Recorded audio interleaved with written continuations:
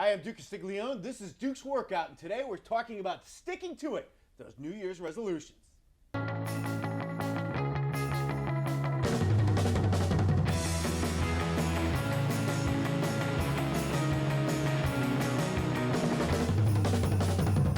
right, with us today, the Director of Fitness for Men's Fitness and Muscle and Fitness, Sean Hyson. Sean also has a book out called The Truth About Strength Training.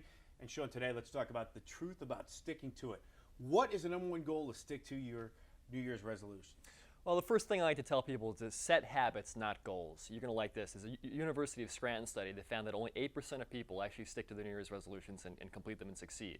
And most of them quit within the first 6 weeks. So obviously there's a problem with setting a specific goal and achieving that in a specific amount of time. You do much better to set general habits that lead you to success over the long term. It doesn't really matter ultimately for most people what time you lose 20 pounds, whether it's in 6 weeks or 6 months. But you want to set good habits. So one thing you can do is, if you really want to get consistent with going to the gym, just make an appointment with yourself to go to the gym 3 days a week, whatever it is. And whether you go there and work out or not, it doesn't really matter. Just go to the gym, change in your workout clothes, walk out on the floor.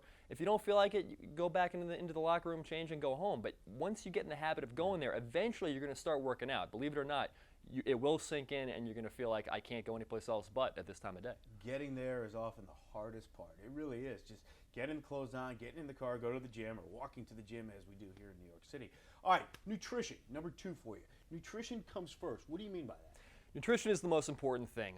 There's a study in the Mayo Clinic. They found that an hour of high-intensity aerobic training, which most people can't handle anyway, that's a lot of hard work. An hour for a person who weighs 160 pounds is only going to burn about 530 calories. Now, one healthy meal, a chicken breast, some broccoli, a cup of rice, that's almost 400 calories. So you're within a stone's throw of what you just burned that day if you eat one healthy meal. So obviously it's a very inefficient formula. You can't lose weight with just exercise alone. No matter how much you burn, you can always eat that much back with calories very, very quickly. So nutrition has to come first. No matter what activity you're doing, you have to make sure that you're eating properly and dieting down slowly. Would you say it's 80%? Would you put a number on it, 70%? Or does it vary for each person how important nutrition is? Well, because I say it comes first, I'd say it's 100%, on your first day of your resolution. The very first thing, before you worry about what workout you're going to do or going to the gym or what sneakers you're going to wear, figure out what you're going to eat that day and make sure there's a plan so you can achieve that. And I often find out when you pack your meals and prepare your meals in advance, then you're not going to the snack machine or you're going around the corner to the pizza shop. That's going to help you keep on track? You have no excuses. Yeah, if you've made healthy food that day, it's right there in your lunchbox or in your refrigerator. You have no reason to go anyplace else. And you save some money too. Totally. Without question. All right, sneak in more veggies. Yeah, I mean, a lot of people, guys especially, muscle and fitness readers, it's hard to get more vegetables in their diet. They just don't like the taste of them.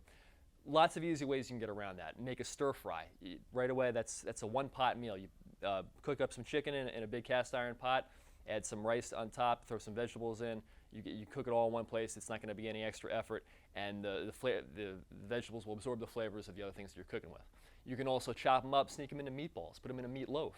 You won't even recognize them. You won't taste it. It'll be there it'll take down the flavor of the meat and the other stuff you're cooking with, but you'll get the nutrition out of it. And then you can blend them up in a protein shake. Put them in a blender with a protein smoothie. You won't taste it at all.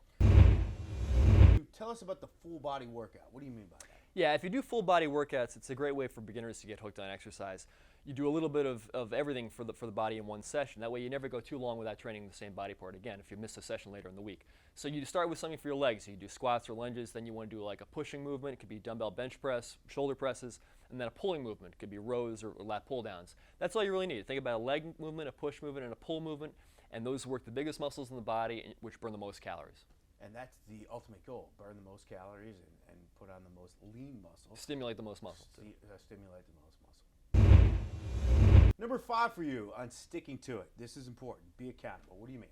You want to have a partner or a coach or somebody to answer to when you start a new fitness regimen, especially if it's somebody that you're paying. If you invest money in them, you want to see that investment pay off. You don't want to waste your money. It's very important. It's going to be a lot more important to you, a lot more motivating to see that through. So just have somebody that you can join a gym with or be accountable to answer to. Make sure you stay on track with your goals. And you know what I find too? You can use apps on your phone where you actually record your workouts and your diet. If you sit there and be accountable, write down everything you eat in a given day, I think at the end of the day you'll be like, wow, okay, now I have to work harder to be accountable. And I've worked out with this guy before. We worked out at Gold's Gym, the Mecca in Venice Beach, California. Yeah. He knows what he's doing when it comes to this. I mean, and he also wrote the book, The Truth About Strength Training. Tell us about your book.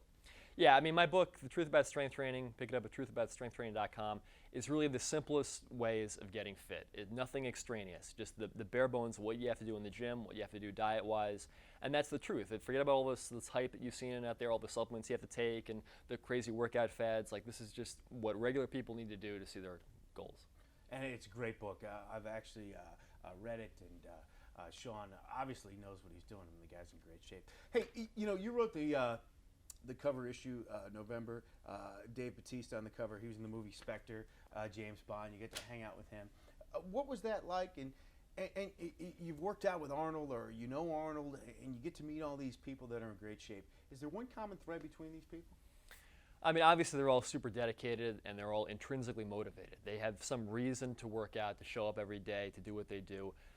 I used to think when I started doing this that you got in shape because you wanted to look good for girls, or you wanted to prove people wrong about you. But none of that really matters. It has to be some kind of a positive intrinsic motivation. Like, you want to be a better man for yourself and yourself alone. You can't do it for anybody else. Make it spiritual almost? Absolutely. What was it like working out with Batista or talking to Batista? He was good in the movie Spectre, the James Bond. Yeah, I mean, his star is definitely on the rise. We're very proud to have him on Muscle and Fitness, and he's an example of how fit guys are like they're the new cool, the new standard of success. Everybody who's a big deal in Hollywood now, they're all hitting the gym, they're all getting in great shape, and here's a guy who came from a pro wrestling background, and now he's conquering Hollywood. Anybody can do it, and fitness is going to be a big part of that success. What's the best way to measure your progress? The scale, your clothes? How do you go about that? The way you It's a look? little both. I mean, you don't want to get too hung up on the scale. Some people have a real mental block with the scale. They get freaked out by it. Remember, if you're putting on... That would be this guy right here. You got to remember, if you're putting on muscle, the scale might be going up, but that doesn't mean you're getting fatter. It's muscle that you're gaining. So you want to look in the mirror too and look at your clothes, and if everything's fitting better and your pants are looser, especially around the waistline, you're tightening up your belt a few more notches, you're losing fat, you're going in the right direction. To me, the belt, pants, those are the big keys. And you know what? I know it sounds a little vain, but you can take the selfie in the mirror. I mean, you can, and you can measure it day Once by in a day. while. Once in a while. You don't have to do it every day, but I think you can do it once a week, or once every 2 weeks, and you can kind of. I mean, you'll see the progress in yourself and other people. I mean, it feels good when other people say, "Hey, look, you're in good shape. You worked real hard," and those type of things. But, Sean Hyson, this was great. Sean Hyson, the director of fitness for Muscle Fitness and Men's Fitness. Check out his book, The Truth About Strength Training, at the website. Truthaboutstrengthtraining.com. And where can people find you on social media? At Sean Hyson is my Twitter. I'm on Facebook as well. Please reach out. Sean, we appreciate the time. Thanks a lot, buddy.